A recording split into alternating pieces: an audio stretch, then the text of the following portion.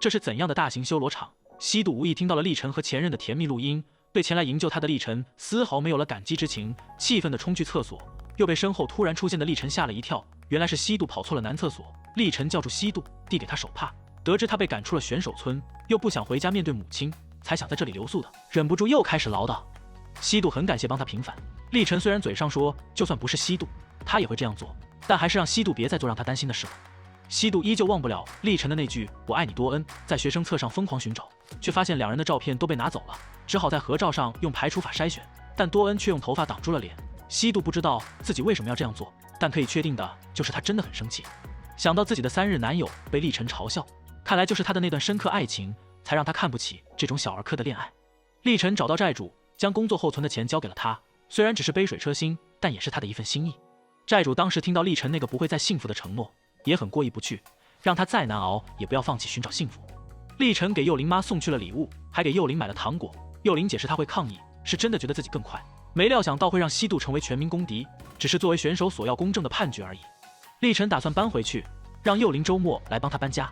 班长和校霸得知历晨要搬回来，想到要每天面对前辈的压力，倍感焦虑。西渡恰好路过，得知历晨周末要搬回来的消息，开心的准备去帮忙。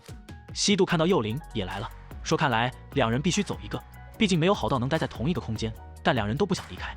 西渡无意发现了历晨的情侣大头贴，几人都猜这就是多恩，幼玲却说是历晨交往最久的女友敏英，和多恩只是短暂的交往过罢了。西渡走出门，看到被社区大妈包围的历晨，更是醋意大发，气愤地拿出那张大头贴当作交代。这个胜负欲爆棚的少女，准备让校霸见识一下身为国家选手的实力，突然看到历晨进来，连忙想要做下表情管理，但臂力器却突然飞了出去，还准确地将窗户打碎，让本就不富裕的家庭雪上加霜。历晨虽然悲愤交加，但还是担心西渡会受伤，将西渡抱起放在一边。校霸也伸出手想要抱抱，却被历晨无视。西渡总是回想到历晨抱起他的画面，心头小鹿乱撞，但想到历晨的前任女友，又怒火中烧。西渡妈回来，又是对女儿一顿斥责，让她好好反省在记者会的行为。作为一名新闻人，她对自己说出的话不会感到歉疚，就算是她的女儿也是一样。西渡失望至极，不想再看到母亲。杨教练让西渡妈帮忙归还西渡的金牌，他很明白西渡现在的心情，因为他也被公正无私的西渡妈伤害过。历晨赶去报道火灾事故，这次他没有满大街去找电话，而是来到钟点房，但突然电脑蓝屏导致出现直播事故，历晨崩溃不已。找到西渡妈道歉，西渡妈踢了他一脚，知道不是因为通讯中断，而是他挂了电话，斥责他身为记者竟敢在直播时挂电话，如果不能熟记稿子也要打印出来，再不然也应该随机应变，而不是只会逃避。失落的历晨回到家，看到西渡挂在门上的袋子和为他加油的留言。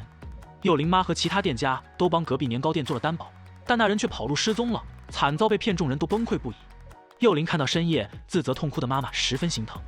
这个女孩坐上了跳水高台，她被惩戒委员会判处了暂停选手资格3个月，母亲的积蓄又被骗走，无助的她站起身，往后一倒跌入泳池。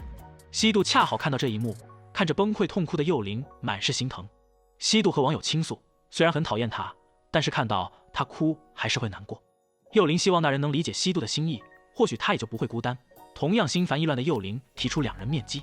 西渡在公交上偶遇了历晨，西渡问他两人是什么关系，历晨却说两人是债务关系。随后挽着西渡去买冰淇淋，突然驶来一辆外卖车，历晨眼疾手快地护住了西渡，拿出手帕帮他擦去了脸上的冰淇淋，近距离的接触让西渡悸动不已。